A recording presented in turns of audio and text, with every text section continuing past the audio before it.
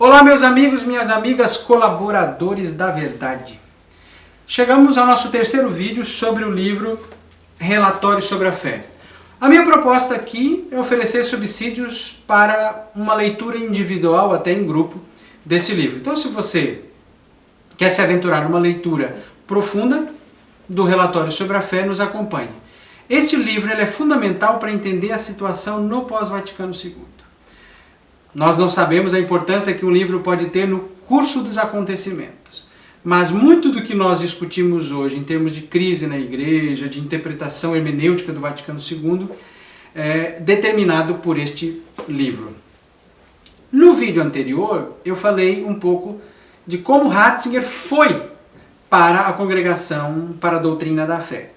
Agora ele já está lá no nosso relato e nós devemos entender o seguinte.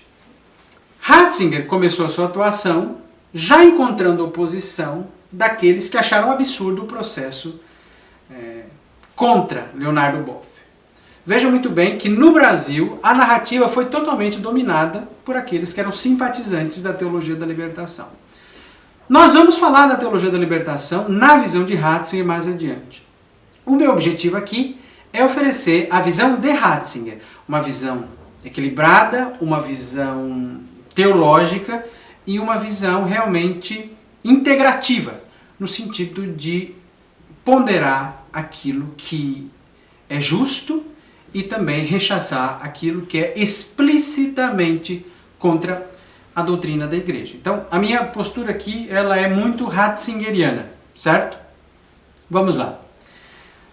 84, no meio desse turbilhão de controvérsias, um jornalista italiano chamado Vittorio Messori, que pouco tempo antes já tinha ganhado notoriedade na Itália, convidou Ratzinger para a realização desta novidade editorial, que era um livro entrevista, ou seja, um diálogo. Veja muito bem, o Santo Ofício, como era chamada a doutrina da fé até 7 de dezembro de 65, quando Paulo VI reforma a Cúria Romana e reforma, em primeiro lugar, o Santo Ofício, ele não era necessariamente caracterizado por processos abertos e claros, embora justos, né, na maior parte dos seus casos, não digo em todos, mas justos, porque tudo que é humano também tem a falibilidade.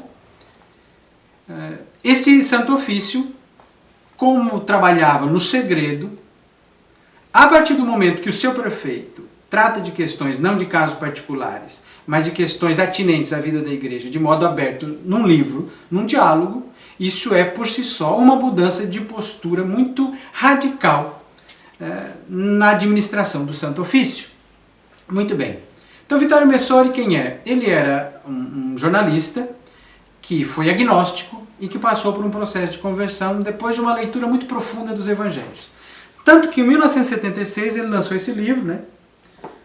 Não este porque essa é a edição brasileira, Hipótese su Gesù, né? Hipótese sobre Jesus, que foi um fenômeno editorial na Itália. Tanto que em 1980 ele já foi publicado no Brasil. Então Messori se tornou um grande apologista, tanto que publicou outras obras nesta mesma linha, né? Padeceu o seu Pôncio Pilatos, e mais recentemente, dentre tantas obras, Hipóteses sobre Maria, Fatos, Indícios, Enigmas. Nesse livro, inclusive, ele vai falar do relatório sobre a fé, e eu o cito aqui na introdução que eu fiz ao relatório. Então, dois contextos. Todo debate sobre a teologia da libertação, sobre o seu lugar na igreja, lembrando que Gutierrez, no final da década de 60, já começa a dar os primeiros passos de uma teologia da libertação, em rompimento de alguma forma com a teologia do desenvolvimento que foi, vamos dizer assim, aprofundada, escrita e trabalhada naqueles anos, falando de uma perspectiva a partir dos povos latino-americanos. Só que Gutierrez teve o seu caminho particular, junto à Santa Sé, muito diferentemente do Boff, que também teve uma outra postura diante das instituições romanas. Vamos falar do ponto de vista do Vaticano, não do ponto de vista interno ao Brasil. Ratzinger preparava uma instrução sobre a teologia da libertação.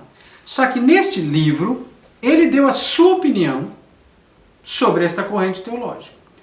Esta opinião, estes extratos do texto do livro, foram publicados antes do livro, e isso provocou um alvoroço, porque a opinião do teólogo Ratzinger foi tomada como a opinião, ou vamos dizer assim, a postura oficial da Congregação para a Doutrina da Fé. Então, Ratzinger focou claramente no conceito de reino de Deus, nessa politização do conceito de Deus, do reino de Deus, e nessa escatologia, vamos dizer assim, intramundana, desta busca de salvação dentro do mundo. Não esqueça que o próprio Gutierrez, quando vai falar em libertação, ele enquadra esse termo na soteriologia, ou seja, no discurso acerca da salvação.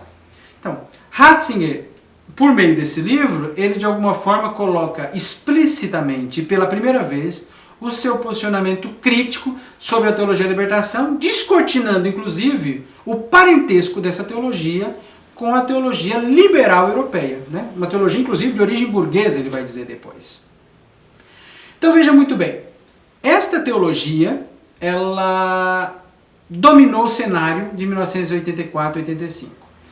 Messor entrevista Ratzinger, porque em 85 também haveria um grande momento que causava preocupação nos setores menos conservadores, mais progressistas. Aqui é difícil fugir destas etiquetas, mas os setores que destoavam da teologia oficial ou da doutrina, o magistério de João Paulo II à época. Muito bem. Este evento era o Sínodo Extraordinário em comemoração aos 20 anos de conclusão do Vaticano II. Muitos achavam que havia uma manobra de restauração, ou seja, João Paulo II, tendo Ratzinger como capitão dessa restauração, queria voltar a antes do Vaticano II. Então ele foi taxado como um tradicionalista, de modo muito simples aqui, como alguém que queria acabar com as conquistas do Vaticano II, né? Contra a liturgia, contra a colegialidade dos bispos, contra as conferências episcopais. Então, o Sínodo de 85 é o grande pano de fundo. Tanto que este livro vai dominar as discussões acerca do Sínodo. E o que está por trás aqui? Como que o Vaticano II deve ser visto? Com o Sínodo de 85, vamos dizer assim, acaba aquilo que para muitos é o pós-concílio selvagem, o próprio Messori diz isso, em que há uma disputa aberta pelas interpretações e, em 85, João Paulo II tenta oferecer uma interpretação, vamos dizer assim, oficial daquilo que foi o Vaticano II. Por quê? Nesse campo de batalha tão aguerrido, tão violento muitas vezes, reinava muita confusão. Então, o Sínodo de 85 é parte deste pano de fundo. Nos próximos vídeos, nós vamos tratar dos capítulos propriamente ditos, e assim você vai poder começar a entender como o nosso querido Ratzinger foi diagnosticando as crises da igreja e, sobretudo, as suas causas. Se você quer apoiar a Escola Ratzinger, quer que estes vídeos, esses conteúdos continuem, cresçam, entre no link que está na descrição, apoie o nosso apostolado dentro das suas condições, compartilhe este vídeo, curta-o, envie para os seus amigos e não deixe de se inscrever no nosso canal. Assim você estará ajudando a boa teologia, a teologia de Ratzinger, que não é a única, mas é excelente, a chegar a muitos corações, a muitos fiéis que se sentem tantas vezes desorientados e podem encontrar no teólogo e papa alemão um apoio seguro. Não esqueça, apoiando a Escola Ratzinger, você estará se tornando também um colaborador da verdade.